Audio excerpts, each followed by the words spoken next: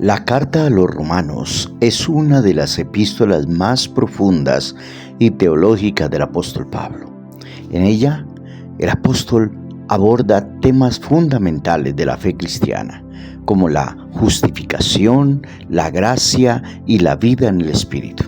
Y aquí, en Romanos capítulo 12, versículo 1 al 2, encontramos un llamado a la transformación y a la dedicación total a Dios.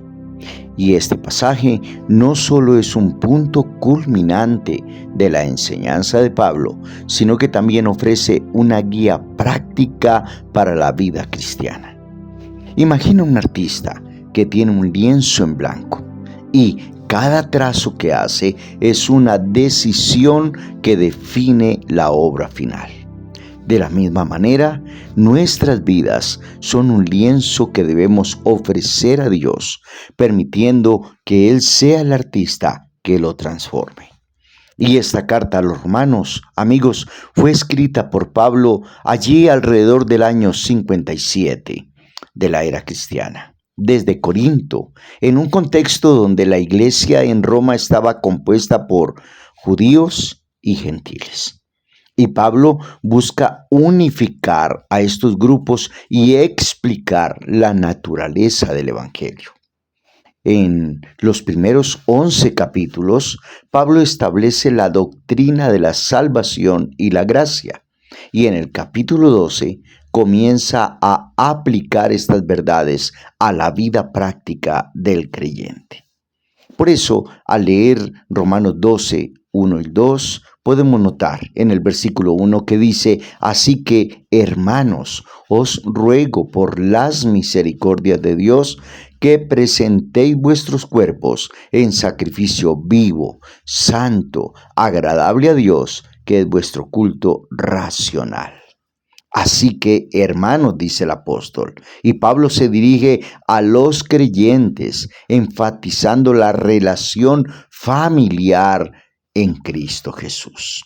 Y les dice: os ruego por las misericordias de Dios. Y este llamado es motivado por la gracia y la misericordia que Dios ha mostrado a la humanidad.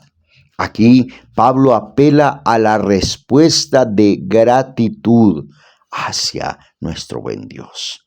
¿Y qué dice Pablo? Que presentéis vuestros cuerpos. Y esta palabra presentar implica una entrega voluntaria. No se trata solo de un acto físico, sino de una dedicación total de nuestra vida. Y como lo dice Pablo, en sacrificio vivo, santo y agradable a Dios. Nota que en el Antiguo Testamento los sacrificios eran animales muertos, pero aquí Pablo llama a un sacrificio vivo, lo que implica que nuestra vida debe ser un testimonio constante de nuestra fe. ¿Y para qué lo hace Pablo? Para invitarnos a tener un culto racional. Y esta palabra racional sugiere que nuestra adoración debe ser consciente y deliberada, no meramente ritualista, sino algo con un propósito muy claro, intencional. Como decía el salmista: te exaltaré, mi Dios, mi Rey, y bendeciré tu nombre eternamente y para siempre. Cada día te bendeciré. Y es algo intencional, es cuando nos ofrecemos a Dios con un propósito, algo claro, cada día. Y el versículo 2 dice el apóstol: no os conforméis a este siglo, sino transformaos por medio de la renovación de vuestro entendimiento, para que comprobéis cuál sea la buena voluntad de Dios, agradable y perfecta. Y Pablo entonces, cuando nos dice no os conforméis a este siglo, nos está advirtiendo contra la conformidad con los valores y prácticas del mundo. En la cultura romana, Era hedonista y materialista total.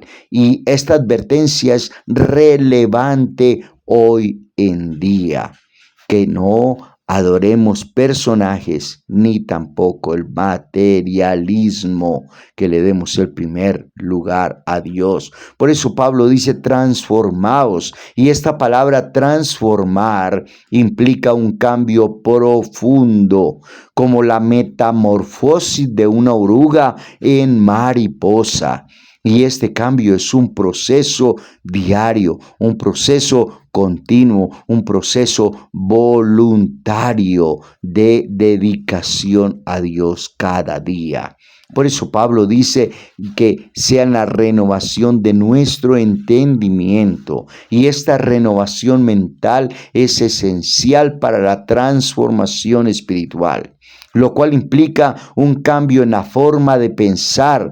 Pero ¿cómo se va a lograr? Se logra a través del estudio de la palabra de Dios, de alimentarnos de la palabra de Dios, de leer la palabra de Dios, de escuchar la palabra de Dios cada día, de transformar nuestra manera de pensar normal, natural, humana, carnal, y empezar a pensar como Dios piensa. Y para ello necesitamos llenarnos de la palabra de Dios, llenar nuestra mente de la palabra de Dios, leyéndola, escuchándola y estudiándola cada día en una forma disciplinada.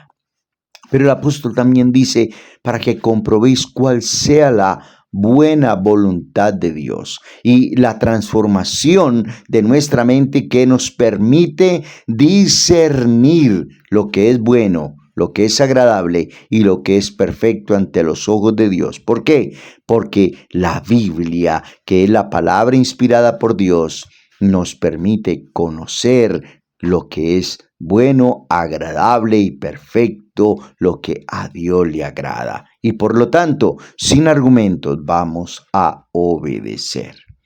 Amigos, la vida nuestra debe ser un acto que de voluntad propia nosotros nos dediquemos a exaltar a Dios, a vivir de manera que refleje los valores del reino de Dios. Así no agrademos a la gente, así no tengamos que estar buscando si le gustó a fulano, le gustó a sutano, no, sino que nosotros desafiemos las costumbres humanas y vayamos a vivir una vida consagrada totalmente a Dios.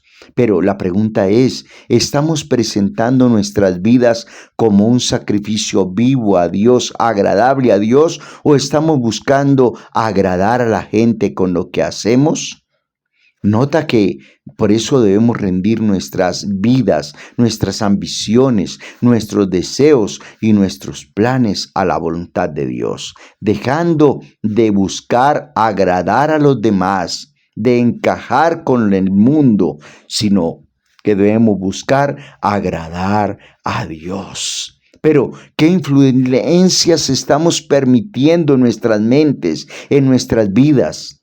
Nota que lo más importante para renovar nuestras mentes y vidas es la palabra de Dios. Por eso la debemos leer, estudiar, meditar, lo cual es esencial para una transformación genuina y vivir contraculturalmente, sin importar si le agrada a nuestros mejores amigos. Lo importante es agradar a Dios, porque nota que en un mundo que promueve valores opuestos a los de Cristo, debemos ser luz y sal, mostrando el amor y la verdad de Dios en nuestras acciones y en nuestras palabras. Vamos a vivir de tal manera que busquemos agradar a Dios, conociendo su voluntad, y para ello debemos leer, estudiar, escuchar, meditar y practicar su palabra cada día.